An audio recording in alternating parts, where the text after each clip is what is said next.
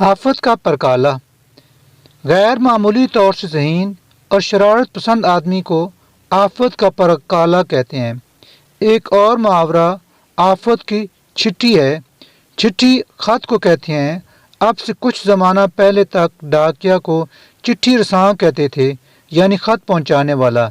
چٹھی رساں کا لفظ بھی ایک ایسی ترکیب پر مشتمل تھا جس میں ایک لفظ ہندی اور دوسرا فارسی کا تھا۔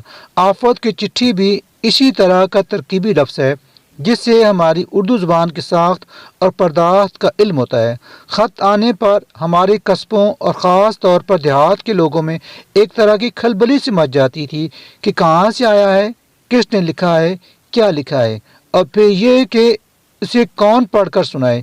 چٹھی میں کوئی بہت خوشی یا غم کی بات ہوتی تو اسے آفت کی چٹھی سمجھا جاتا ہے۔